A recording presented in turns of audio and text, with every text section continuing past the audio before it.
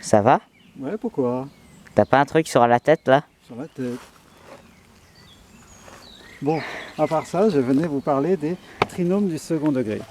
C'est quoi un trinôme du second degré? C'est une fonction qui s'écrit sous la forme ax carré plus bx plus c. A, b, c, c'est trois nombres. Ça s'appelle la forme développée.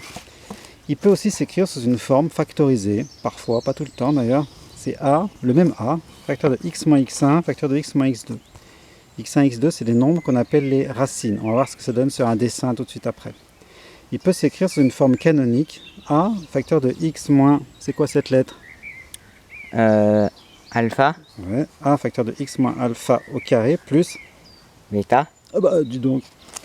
Donc voilà, ça c'est les trois formes d'une même chose. C'est-à-dire que si je remplace, si j'ai un trinôme sous ces trois formes, quand je remplace x par quelque chose, ça fait la même chose là, que là, que là. D'accord? Ça c'est égal à ça, c'est égal à ça. Quand c'est le même trinôme. Et donc ces trois formes sont liées avec plein de choses, avec des dessins et tout ça. C'est ce qu'on va essayer de voir vite fait. On va essayer de voir une vue d'ensemble. Après on fera peut-être des films où on détaillera un truc ou un autre. Mais là je vous présente une vue d'ensemble de la chose.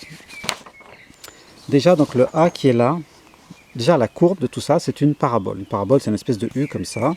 Je vous en ai dessiné quelques-unes au hasard. Le A qui est là, qui est partout d'ailleurs, le A qui est partout, il détermine si elle est gentille ou méchante. Quand A est positif, vous avez une gentille parabole qui fait un sourire comme ça. Quand A est négatif, vous avez une parabole comme ça qui fait la tête comme ça, branche en bas. Branche en haut quand A est positif, branche en bas quand A est négatif. On vous remarquez au passage qu'il y a des paraboles qui ne touchent pas l'axe des abscisses. Ça ne touche pas l'axe des abscisses. Il y a des paraboles qui touchent une fois l'axe des abscisses. Tac, elles touchent, elles remontent. Et des paraboles qui traversent deux fois l'axe des abscisses. Deux fois, deux fois. Ça, c'est les racines. Ce qu'on appelait les racines, c'est quand on fait 0, c'est-à-dire quand on touche les abscisses. Celle-ci n'a pas de racine, celle-ci a une seule racine, celle-ci a deux racines. Parce que je ne touche pas l'axe, je touche une fois l'axe, je touche deux fois l'axe. Chacune de ces paraboles a un extrémum. Ça peut être un minimum. Quand elle est gentille, elle a les branches en haut, donc il y a un minimum. Quand elle est méchante, elle a les branches en bas, donc il y a un maximum. Minimum ou maximum, ça s'appelle l'extrémum. L'extrémum, c'est donc le truc qui est le plus en bas ou le plus en haut. Ces coordonnées, c'est toujours alpha en abscisse, bêta en ordonnée. Attention, alpha, bêta, c'est pas n'importe quoi. C'est les alpha, bêta de la forme canonique ici, ok? Alpha, bêta, c'est les coordonnées de l'extrémum. Les racines, c'est quoi? Donc les racines, c'est ce que je vous disais qui correspondait à la forme factorisée. 1 facteur de x moins x1, facteur de x moins x2, x1, x2, ça s'appelle les racines. Et bien ça, par exemple, les racines, c'est moins 5 et 3. Je vous ai mis ça sur un exemple. 2x carré plus 4x moins 30. Je vous dis que 3 est une racine. Alors pourquoi 3 est une racine? Comment on peut le vérifier? Et bien sur le dessin, déjà, en 3, je passe par 0. Donc 3, c'est une racine. L'autre racine, ça serait moins 5. Et par le calcul, je vous dis que ça, sa forme développée, c'est ça. Et bien si je remplace x par 3, 2 fois 3 au carré, plus 4 fois 3 moins 30, ça fait 18, plus 12 moins 30, ça fait 0. Donc une racine, c'est quand on remplace dans la formule, ça fait 0.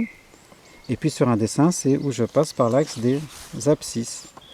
Donc en fait, si j'avais écrit la forme factorisée de ça, puisqu'une racine c'est 3, j'aurais eu par exemple ici x moins 3, d'accord? Fois x moins 5. X moins 3, si je remplace x par 3, 3 moins 3, ça fait 0. Un truc fois 0, ça fait 0. Donc voilà, les racines, sur un dessin, elles se voient où on traverse l'axe. Par le calcul, elles se voient parce que ça fait 0 quand on remplace. Voilà, donc là, je vous ai fait un petit poster bilan que je vous mettrai sur... je vous mettrai le lien bientôt dès que j'aurai pu scanner ça. La vue d'ensemble d'abord déjà, et après on zoome sur chaque truc. Donc là, je vous ai dessiné une parabole, donc un trinôme méchant qui a les branches en bas. Donc déjà, on peut en déduire que A est négatif puisqu'elle a les branches en bas.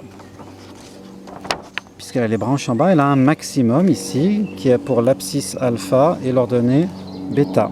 Ça correspond à la forme canonique A facteur de x moins alpha carré plus bêta. Ensuite, elle a deux racines, x1 et x2. Puisqu'elle coupe deux fois l'axe des abscisses, elle fait 0 en x1 et en x2. Ça veut dire qu'elle a une forme factorisée de la forme A, facteur de x moins x1, facteur de x moins x2. Qu'est-ce qu'on peut voir d'autre? Elle traverse les ordonnées à l'altitude à l'ordonnée c. C'est le petit c qu'on retrouve dans la forme développée. X carré plus bx plus c. Et bien qu'est-ce qui se passe si je remplace x par 0? A fois 0 carré plus b fois 0, ça fait tout 0. Il reste c. En fait, c'est un peu comme l'ordonnée à l'origine des droites.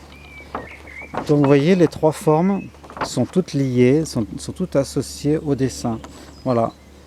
Alors là, je ne vous ai pas montré comment trouver les racines, d'accord? Je ne vous ai pas montré différents trucs, je vous ai juste expliqué en gros les notations, le rapport entre le dessin et les trois formes.